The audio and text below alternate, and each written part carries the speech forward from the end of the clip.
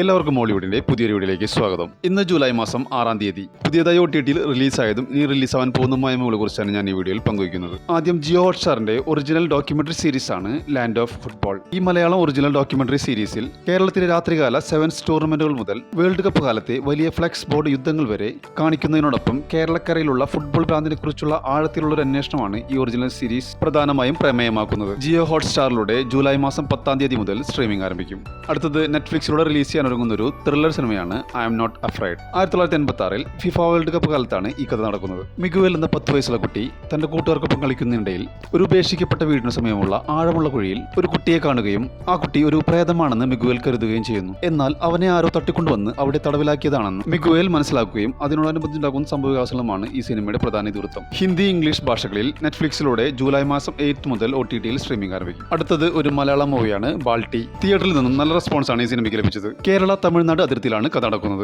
കബഡിക്കളിയും ഗുണ്ടാസംഘങ്ങളും തമ്മിൽ ബന്ധപ്പെട്ട കഥയാണ് ഈ സിനിമയുടെ പ്രധാന ഇതിവൃത്തം. ഷെയ്ൻ നിഗം, ശാന്തനു ഭാഗ്യരാജ് എന്നിവർ പ്രധാന വേഷങ്ങളിലെത്തിയ ഒരു ആക്ഷൻ ഡ്രാമ ഫിലിമാണ് ബാൾട്ടി. നവാഗതനായ ഉണ്ണി ശിവലിംഗം തിരക്കഥയിൽ സംവിധാനം ചെയ്ത ഈ മൂവിയുടെ OTT റൈറ്റ്സ് നേടിയിരിക്കുന്നത് സോണി ലിവ് ആണ്. ജൂലൈ മാസം 10-ാം തീയതി പാൻ ഇന്ത്യൻ ഭാഷകളിൽ OTTയിൽ സ്ട്രീമിംഗ് ആരംഭിക്കും. അടുത്തത് ഒരു യഥാർത്ഥ സംഭവത്തെ അടിസ്ഥാനമാക്കിയുള്ള ഡോക്യുമെന്ററി സീരീസ് ആണ് മിഗ്വേൽ ഏഞ്ചൽ ബ്ലാങ്കോ. ഒരു യുവ രാഷ്ട്രീയക്കാരനായ മിഗ്വേൽ ഏഞ്ചൽ ബ്ലാങ്കോയെ ഒരു ഭീകര സംഘടന തട്ടിക്കൊണ്ടുപോവുകയും അതുമൂലം ഉണ്ടാകുന്ന സംഭവവികാസങ്ങളുമാണ് ഈ സീരീസിന്റെ പ്രധാന പ്രമേയം. നെറ്റ്ഫ്ലിക്സിലൂടെ ജൂലൈ മാസം 10-ാം തീയതി മുതൽ ഇംഗ്ലീഷ് ഭാഷയിൽ OTTയിൽ സ്ട്രീമിംഗ് ആരംഭിക്കും. അടുത്ത മൂവി പരിമള ആൻഡ് കോ.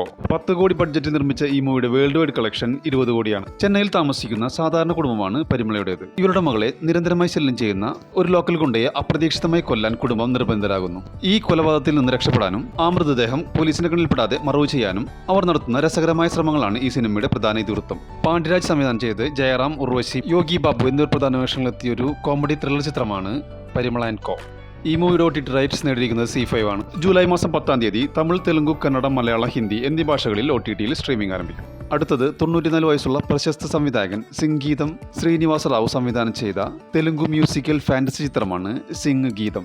അയാൻ, അഹല്യ ബംറു എന്നിവരാണ് ഇതിൽ പ്രധാന വേഷങ്ങളെത്തുന്നത്. നെറ്റ്ഫ്ലിക്സിലൂടെ തെലുങ്ക്, തമിഴ്, കന്നഡ, മലയാളം എന്നീ ഭാഷകളിൽ ജൂലൈ മാസം 9 മുതൽ OTTയിൽ സ്ട്രീമിംഗ് ആരംഭിക്കും. ഒരു തെലുങ്ക് മൂവിയാണ് പെഡ്ഡി. ബുച്ചി ബാബു സനയുടെ സംവിധാനത്തിൽ രാം ചരൺ കേന്ദ്ര കഥാപാത്രമായി എത്തിയൊരു സ്പോർട്സ് ആക്ഷൻ ഡ്രാമ ചിത്രമാണിത്. ജാൻവി കപൂർ, ശിവരാജ് കുമാർ, ജഗപതി ബാബു, ദിവ്യേന്ദു, ബോമൻ ഇറാനി എന്നിവരും ഇതിൽ പ്രധാന വേഷങ്ങൾ കൈകാര്യം ചെയ്യുന്നു. നെറ്റ്ഫ്ലിക്സ് ആണ് ഈ മൂവിയുടെ OTT റൈറ്റ്സ് നേടിയിരിക്കുന്നത്. തെലുങ്ക്, തമിഴ്, മലയാളം, കന്നഡ എന്നീ ഭാഷകളിൽ ജൂലൈ മാസം 9-ന് OTTയിൽ സ്ട്രീമിംഗ് ആരംഭിക്കും. അടുത്തതൊരു ഇമോഷണൽ ഡ്രാമ ഫിലിമാണ് നത്തിങ് ടു ലോസ്. ഇംഗ്ലീഷ് ഭാഷയിൽ ജൂലൈ മാസം 8 മുതൽ നെറ്റ്ഫ്ലിക്സിലൂടെ OTTയിൽ സ്ട്രീമിംഗ് ആരംഭിക്കും. അടുത്തതൊരു ഹോളിവുഡ് മൂവിയാണ് 72 അവേഴ്സ്. പ്രശസ്ത കോമഡി താരം കെവിൻ ഹാർട്ട് കേന്ദ്ര കഥാപാത്രമായി എത്തുന്ന ഒരു കോമഡി മൂവിയാണ് 72 അവേഴ്സ്. നെറ്റ്ഫ്ലിക്സിലൂടെ ജൂലൈ മാസം 24 മുതൽ ഇംഗ്ലീഷ്, ഹിന്ദി, തമിഴ്, തെലുങ്ക് ഭാഷകളിൽ OTTയിൽ സ്ട്രീമിംഗ് ആരംഭിക്കും. അടുത്തതൊരു അമേരിക്കൻ സർവൈവൽ ഹൊറർ അഡ്വഞ്ചർ ചിത്രമാണ് ദ ഡെവിൾ മൗത്ത്. തായ്ലാൻഡിൽ അവധിക്കാലം ആഘോഷിക്കാൻ പോകുന്ന 5 സുഹൃത്തുക്കൾ അവിടെയുള്ള ദ ഡെവിൾസ് മൗത്ത് എന്ന് വിളിക്കുന്ന കടലിനടിയിലുള്ള ഒരു ഗുഹയിലേക്ക് ഒരു ഗൈഡിന്റെ സഹായത്തോടെ നീന്തി പോവുകയും